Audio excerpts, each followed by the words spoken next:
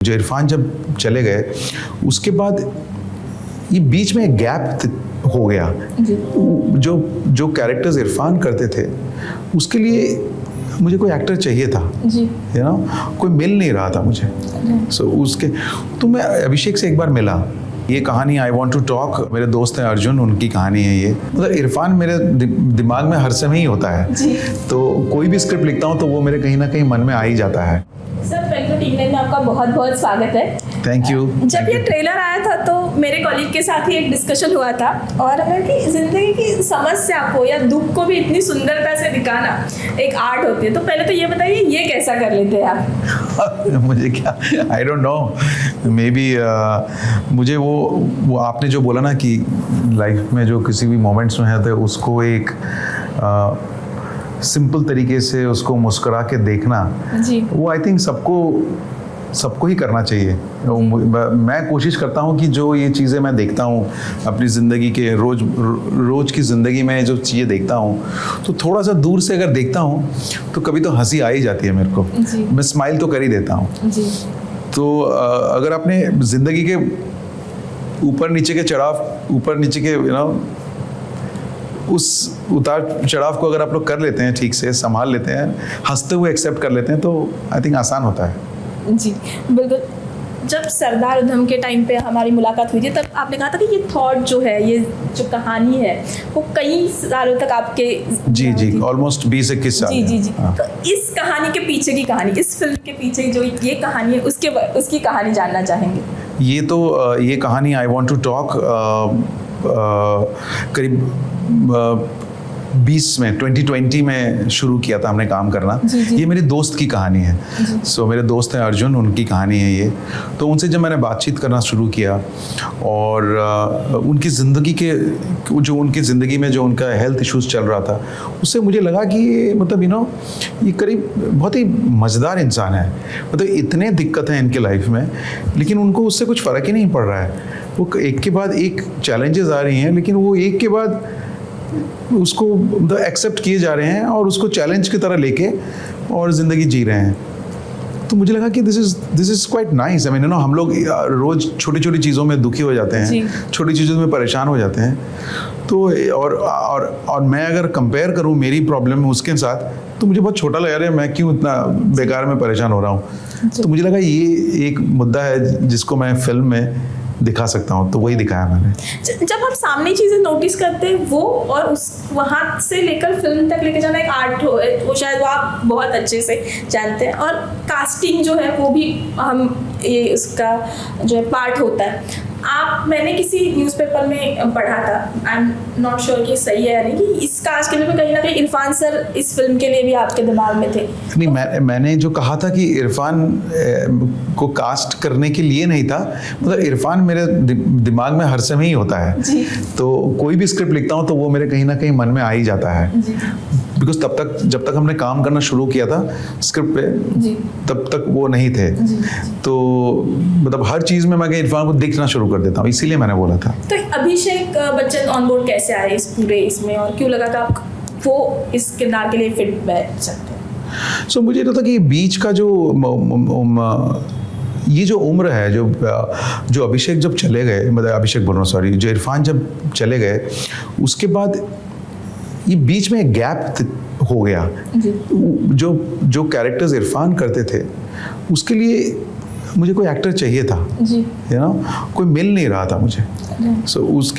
तो मैं अभिषेक से एक बार मिला, तो एक दिन मिला तो मैं बात किया उससे बहुत, उसने भी मेरे से बात किया। उसने मुझे अपना मतलब बहुत इच्छा बोला कि मैं आपके साथ काम करना चाहता हूँ, एंड बहुत दिल से उसने मुझे खुल के एक शाम को मुझे समझाया और बात किया।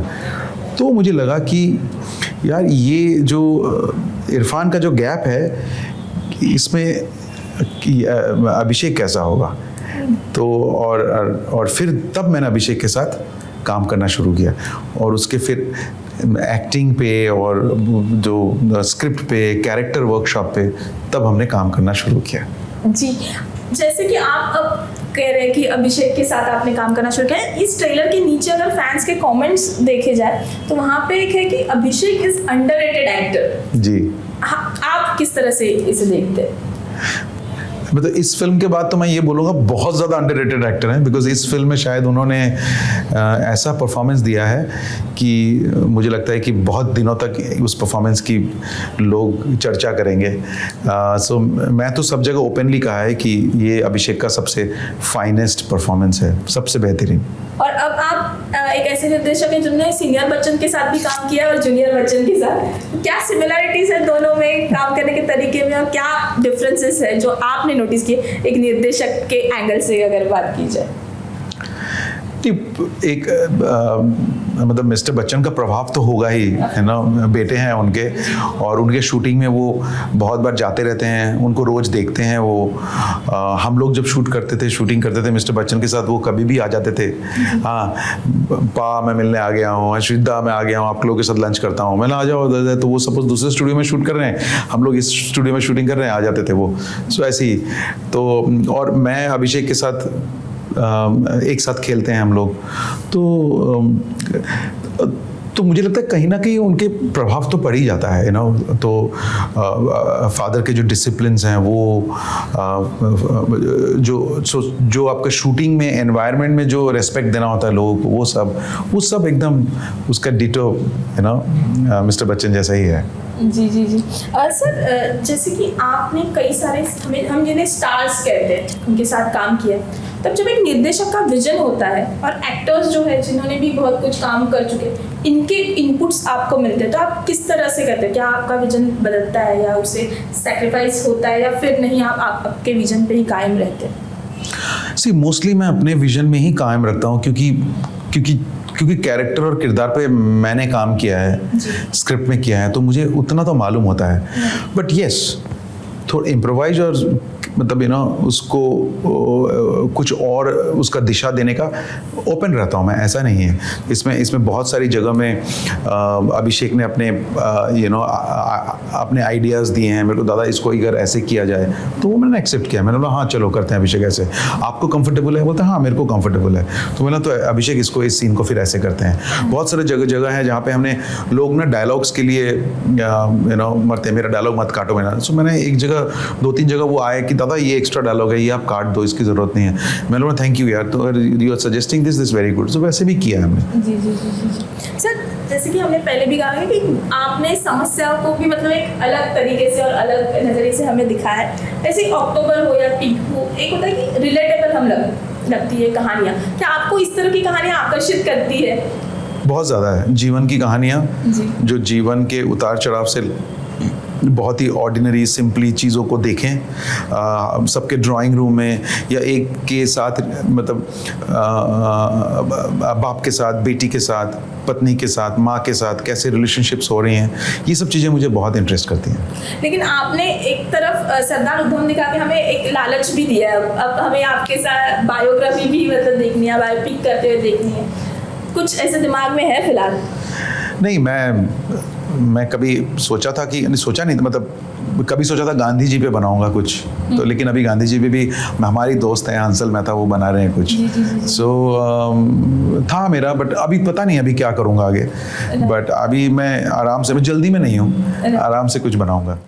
बट जो पता चला वो कि बीमारी का जो जिस तरह से दिखाया, तो ऐसे में बहुत सारे मेडिकल टर्म्स होते हैं, मेडिकल डिटेल में बात की, तो उसके लिए किस तरह से रिसर्च किया गया है?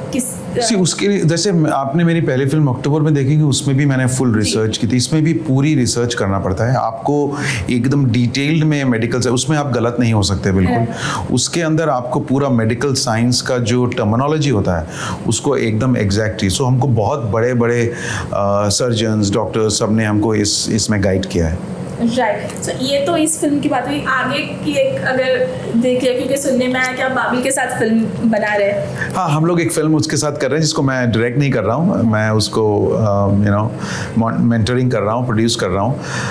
सो आप देखेंगे बाबिल को सून, उसके बारे में मैं बात करूँगा, बट इस वक्त तो हम लोग full I want to talk पे कॉन्सेंट्रेट कर रहे हैं। जी जी जी। तो जैसे कि जो ट्रेलर देखेगा वो ये फिल्म ज़रूर देखेगा, पर फिर भी एक क्लोजिंग वर्ड अगर ऑडियंस को कहना चाहेंगे तो क्या कहेंगे, क्यों देखे आपकी वो फिल्म? देखिए, आई वॉन्ट टू टॉक आपको इसलिए देखना चाहिए क्योंकि कभी कभी कभी कभी कुछ सिनेमा का असर भी होता है आपकी ज़िंदगी में, कभी कभी सिनेमा से आप सीख लेते हैं और वो आपको जीवन दर्शन भी कर देता है कभी कभी। सो मुझे लगता है कि आई वॉन्ट टू टॉक मेरे लिए एक जीवन दर्शन जैसा था, तो शायद आपके लिए भी हो और आपके कुछ जीवन की कुछ दर्शन हो जाएं, कुछ चीज़ें क्लियर हो जाएं, कुछ अंदर से आत्मा को आप दूसरी तरह से देखने लगे, तो हो सकता है वो, तो इसलिए आप ज़रूर देखें। और आप लोग जैसे बोलते हैं बॉलीवुड में हम लोग फिल्में नहीं बनाते हैं ठीक से, मैंने तो कोशिश किया है, तो उसको देखिए ज़रूर, और आप देखेंगे तभी जाके हम और भी फिल्म बना पाएंगे ऐसे।